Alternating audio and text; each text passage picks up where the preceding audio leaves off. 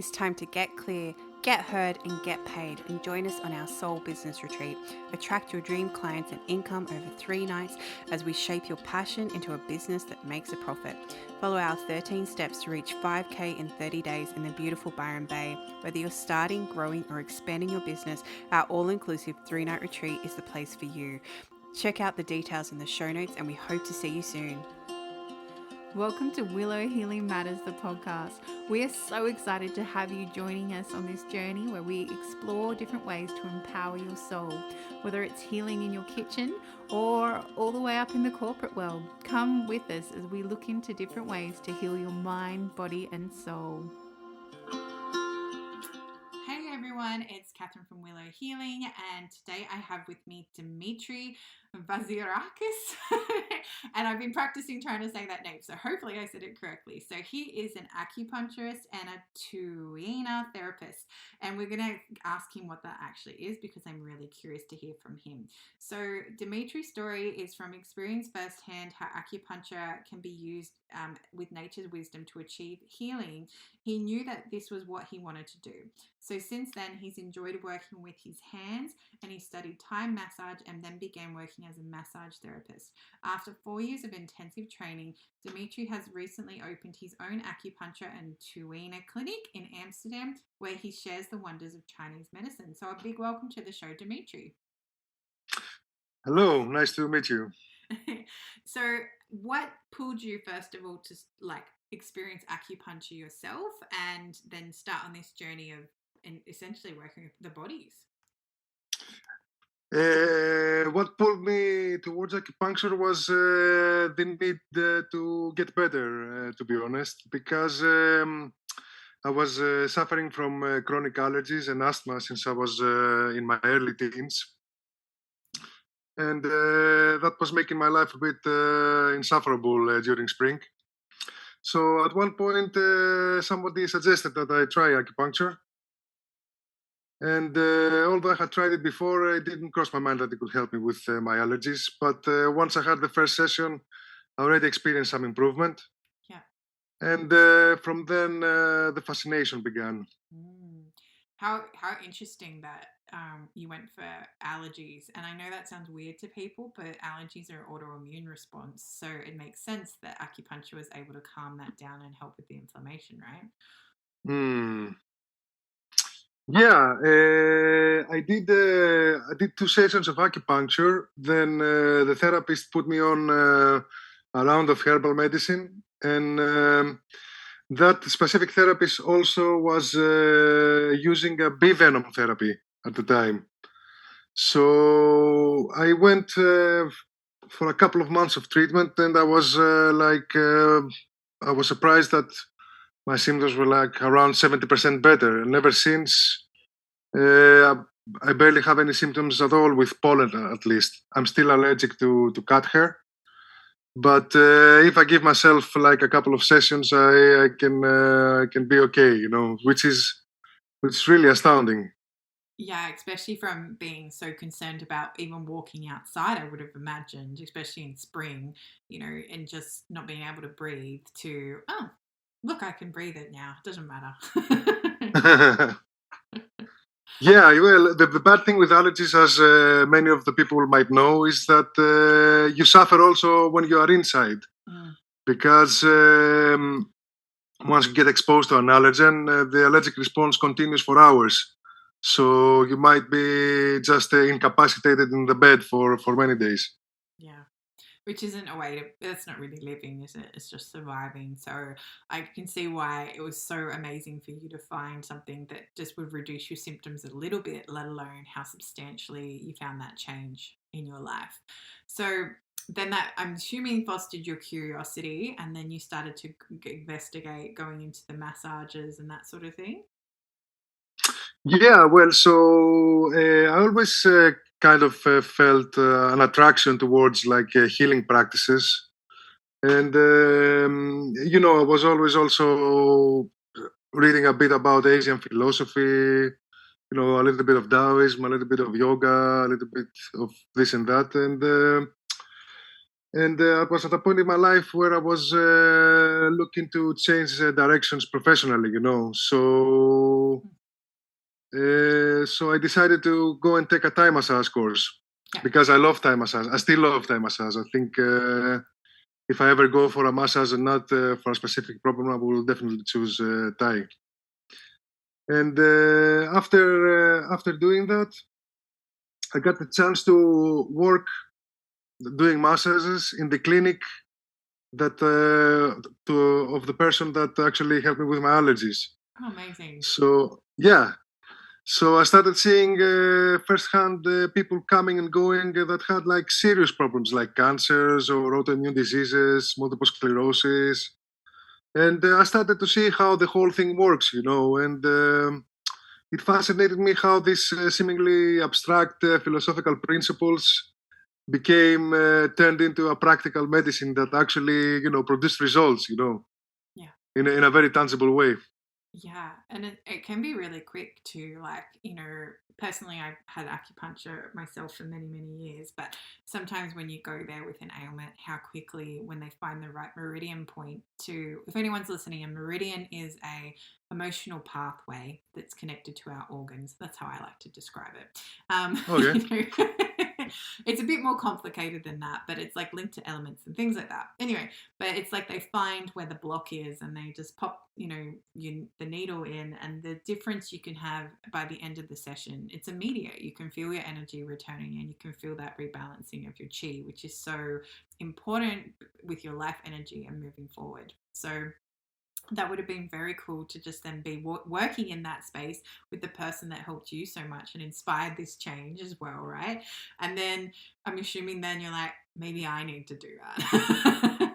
Well, yeah, because I saw it as something like at least the way I perceived it, it was something on the one hand that looked like magic, but on the other hand, it was also very scientific and required like analysis and technique, and it's a kind of blended in many different skills. You also have to have people skills as well, Mm-hmm. When I say people skills, I mean, creating a safe space for people and make them feel comfortable to open up to you. Because as holistic practitioners, we have to get granted access to information about pertaining to the whole lifestyle of the person. Yeah. Yeah. So in that sense, we have to also have to create a level of comfort when we're having a discussion with somebody. Exactly. And it's so important because, often our symptoms, when it gets to that symptomatic physical level, is not the underlying cause. And it's really important then, is you as a practitioner, Dimitri, to have that conversation, because then it helps, see what emotions might be coming up. And that gives you evidence too of like, oh, maybe it's actually not your stomach. Maybe your liver's just not processing, So it's really interesting. Hey. Yeah. Of course, I feel like, yeah, we are a little bit like detectives, but instead of trying to catch criminals, we're trying to make friends, sort of. I like that. It's like we're making friends with the suspects. No. And then, how did that lead you into Tuina therapy, and what is that? I don't even know what it is. I've never heard of it before.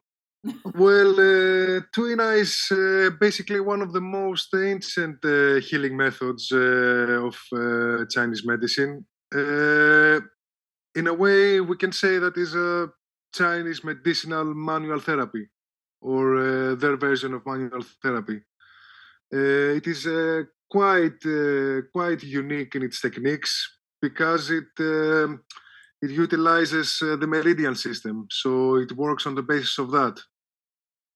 Also, it's the techniques that it uses for its manipulations are quite unique, and they seem actually, if you look at a Tuina session, you're probably gonna wonder why they are doing what they are doing. It looks very strange.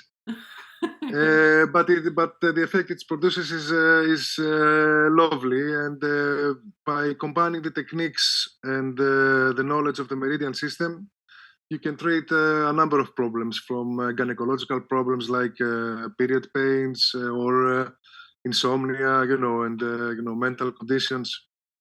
Um, as far as the practical part, it uses a combination of acupressure, massage, deep tissue techniques, but also elements of chiropractic care.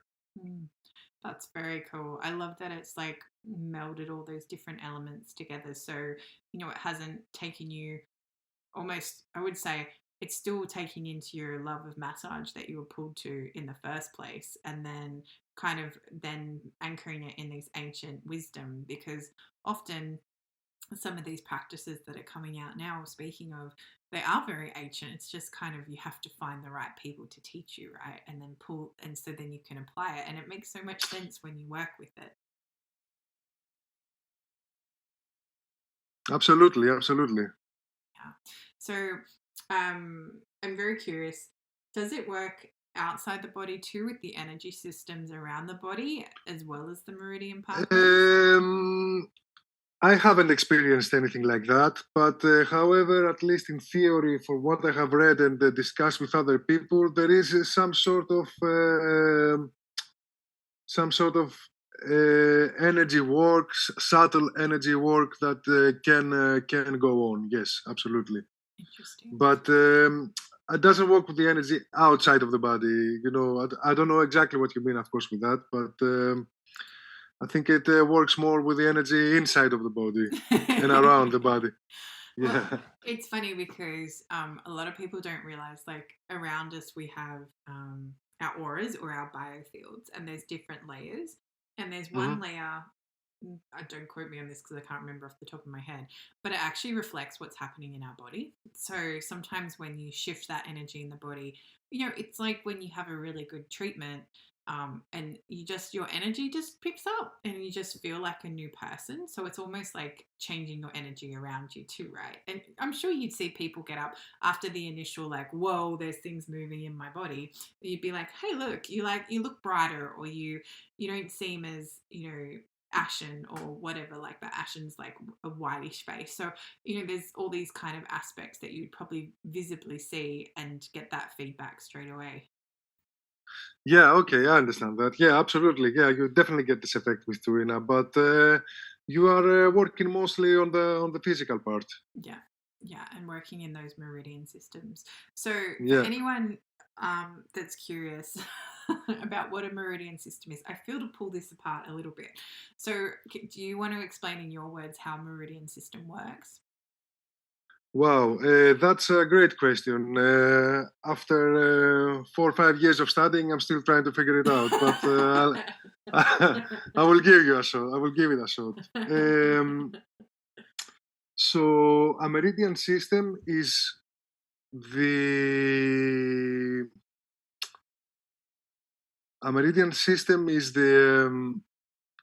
a channel or a river in which the the specific quality or energy of our internal organs flow. Yeah, yeah, So I can define it a bit like that. yeah. And I like to use the example of the liver. This is because Okay. I've had so much trouble with my liver, right? Okay. So so often, like, if you have unexpressed anger, it tends to affect the liver and the gallbladder, because that's right, there's always a yin and a yang organ, right? There's like two organs that Yes. work Yes. together. Yes. Anger is the emotion of the liver, indeed. Yeah. And then if, like, you keep repressing that anger, the liver finds it really hard to work. And then there's these highways through your body. So all these energy is connected to different things. So someone could press on a point on the top of your foot and it's incredibly painful because it's connected to that liver energy line and that energy river and channel that's flowing through your body. So then if you shift the energy that's in your liver, then you shift that. And sometimes, an energy is also the liver is also related to wood, which is that element. So in Chinese medicine, there's 5 elements. Is that right?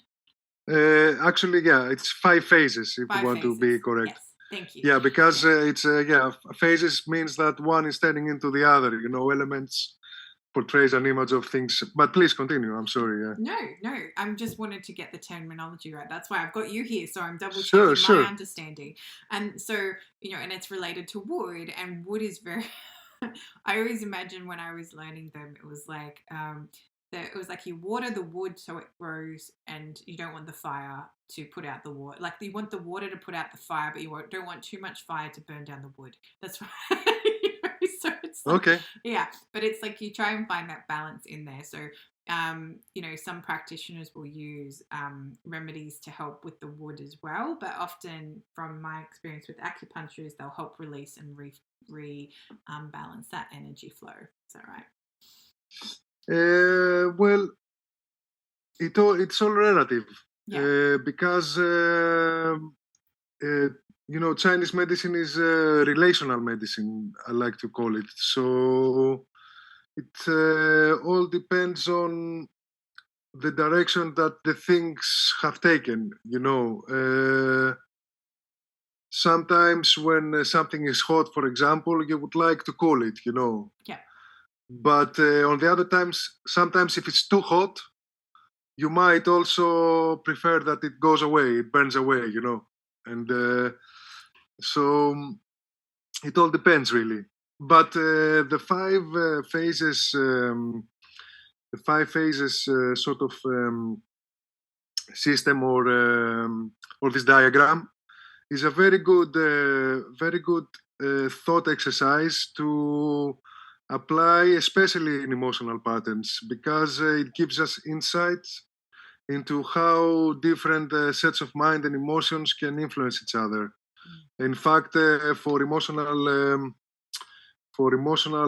not I would say blockages maybe, or emotional stuckness.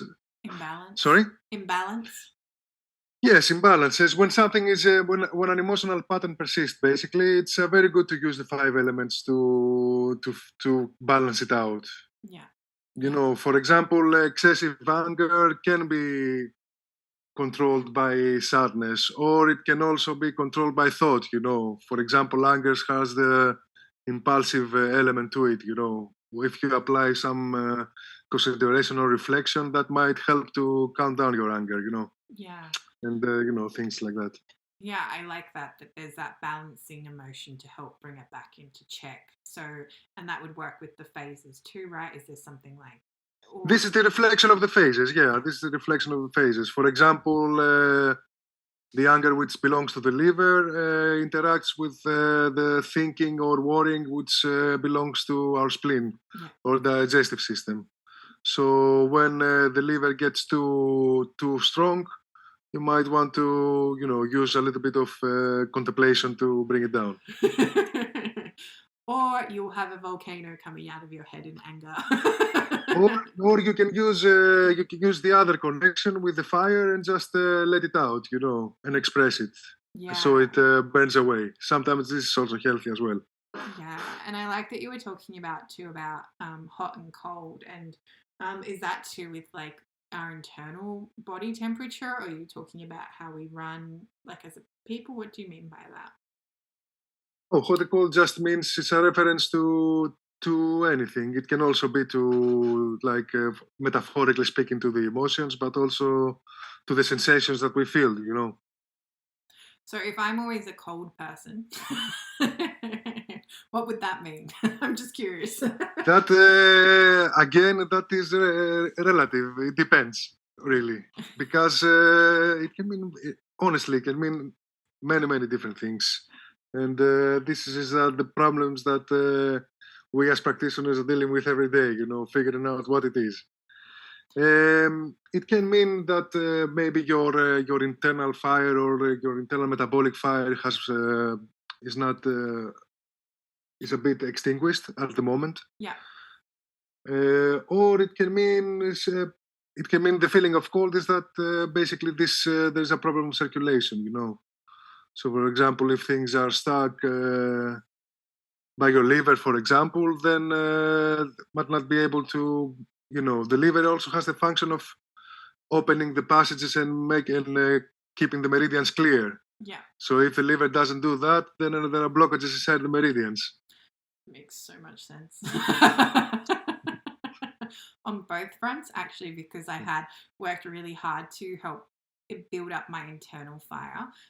So I've done lots of practices to work on that. But then also with what you were saying with the liver, that makes sense too, that the blockages are probably stopping the energy flowing to my extremities, which is why they get so cold. So thank you, Dimitri. It makes so much sense. You're welcome. And I guess that's where, it comes in as when you're a holistic practitioner, you've got to take into account every aspect of what's happening with that person, because people are puzzles, right? So it's like, okay, I know that you're presenting with this, but this could be caused by X, Y, and Z. And I guess that's why you feel pulled to have that conversation, become that detective, to figure out what's really going on in this person's life. Sure, but sometimes also it's not obvious. What I find is that it is not obvious from the beginning, and although something may seem like it is what it is, it actually when you treat it, then things start to you see the underlying cause of things. It's a process of returning to it's a process of basically clearing out what is and what isn't. Yeah, exactly. It's like a process of elimination. Yeah. Yeah, exactly. Yeah. That's why a holistic approach is necessary. I mean, when you're undertaking a therapy, it's very important that you are also invested in your own well-being. It's not like in Western medicine. Sometimes it's cultivated that you go to the doctor and the doctor fixes you and that's it. While when you want to address a health problem holistically, you also need to take further actions as well. Yeah, and I guess that's too. I've heard people say that often in Western medicine, people are too quick to give their power up to a doctor. Like they'll go there and the doctor will fix everything. Whereas when you come to a more holistic practitioner, it's like, actually, no, how can I work with the practitioner to help me further improve my health? It's like you're holding the space and also giving them a pathway to heal. But at the same time, you still have to take accountability for yourself. Absolutely, at least when you are able to, because of course in the beginning when you are in pain, obviously you are weak. Yeah. But at least in Chinese medicine, what we look to do is restore your power to you, restore your power back, basically. So once this is starting to once we are in this phase, and this is starting to happen, then yes, of course, it's good that you take accountability yourself. Exactly. And it's, when you come back to yourself and take your power back, I really like that. Because it is when you're in that, I think a lot of people forget that when you're in a state of crises, yes, you have to get that initial healing done. But then the best time to keep working is when you're not in that crisis and you're actually in a state of like, actually, I'm just going to see what I need to do to strengthen my body right now, rather than just being reactive. You're being proactive and you're having the courage to explore, actually, how can I do a long-term impact on my health, rather than just that reactionary sessions. That's very well put. Yeah. So, and it's something that I try and instill with people I work with too. It's like, okay, you're in this state now, but because you're in the neutral state, this is the best time to actually work on things and actually prioritize your health, or prioritize what your goals are. Because when we're in that flight or fight, or, oh my gosh, my body's breaking down, it's really hard to see out of that. So once you get to that state that you are out of that, all right, how can I make sure this doesn't happen again? Yeah, of course. Yeah. I agree. Although I just like to say that it is a process of learning. Yes, So agreed. yeah, you might not get it with the first try, but it's probably rinse and repeat. It is rinse and repeat, definitely. And then it's also layered, right? So you think you understand, and then all of a sudden it's like, oh no, my digestive issues are better now. However, that was originally coming from the liver, so now I need to do work on the liver. And it's about peeling back those layers, because we're complex beings. It's never going to be simple. It's always multi layers happening. Absolutely. So as we start to finish our time up together, Dimitri, I asked my guests if they could heal or change something in the world, what would it be? Oh, that's a very deep question. Wow. I know it's big. I have to think for 30 minutes and come back on that. Well, No, the episode will if I be could done. change one thing in the world, I think I would make us all. I would make us. I think I would try to. Okay, I think I would try to cultivate the awareness of our own bodily functions. This is a phrase that I recently heard, and it is indeed something that is missing a bit. Recently I was talking to someone, and they were telling me about having a tight jaw, right? Yeah. And I asked them if this was happening because they are going under stress during this period. And their answer was, I don't know. I looked at my watch, but it didn't read anything strange. So, Thank you. so I think, yeah. I mean, if we all cultivate a bit the awareness of knowing what's going on in our bodies, and that will lead us not only to better health, but also to a better understanding of what we are and how we work. Yeah. And which will ultimately also lead to more understanding of the world and people around us.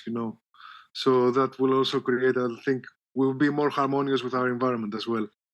Yeah, and I love that you brought that up about people becoming dependent on the smartwatches and things like that to tell them what their body's doing. It's like, actually, no, you need to listen to what your body's doing and what your body's telling you, because the watch doesn't feel and have an idea of the pain that you're having or going through. So, being really accountable for what's going on inside you is so important, right? Sure, but yeah, to be fair, also people, we are not taught how to do that, and it becomes really difficult to Listen. to understand what is real and what is not. Yeah. So that's why people also, prefer the objectivity of numbers and measurements, which is convenient, but it doesn't hold space for what they are.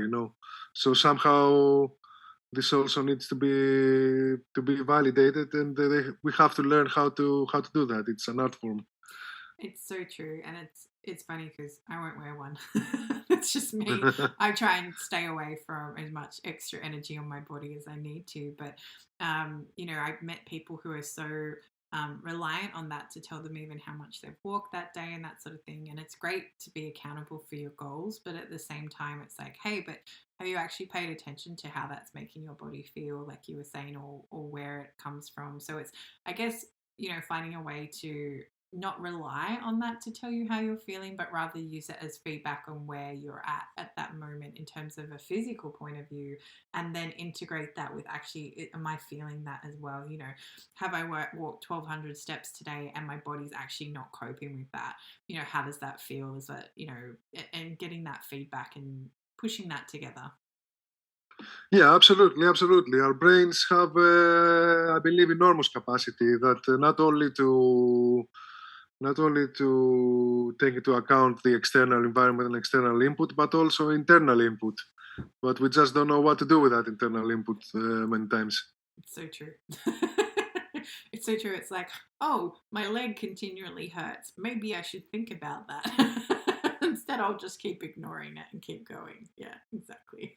Exactly. And if people want to connect with you, Dimitri, how can they find you or connect with you?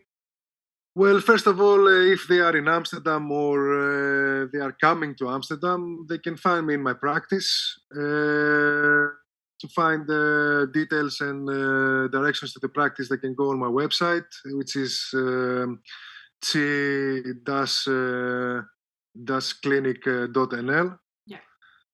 And otherwise, they can always reach me through Instagram, through Chi Clinic. I won't tell my name because it will be difficult for them to remember and pronounce. I'll make sure I So, pop it all in the show notes anyway, so they can find you that way. thank you. Yeah. Or they can connect me through Instagram or send me an email. I would be happy to listen to anybody and either meet them in my practice or solve their questions online. Perfect. Thank you, Dimitri. It's been a great conversation. I've learnt new things. I love that. And I will make sure to pop in the show notes all the ways people can get in contact with you as well, so that Thank they you so don't much. have to worry about spelling your surname. It's all good. Thank you so much. Thank you so much. Thank you for listening to Willow Healing Matters, the podcast. We have so much love and gratitude that you have taken the time out of your day to empower you on your healing journey. The views shared by the person being interviewed might not necessarily reflect that of the host and should be used at your own discernment. Trust what resonates for you and follow your heart and soul guidance. If you have any underlying medical conditions or mental health issues, please consult with your healthcare provider before pursuing any of the recommendations. Likewise, you can always contact the person being interviewed to find out more information. This can be found in the show notes. Until next time, remember to activate, align, heal, empower, and find love in everything that you do.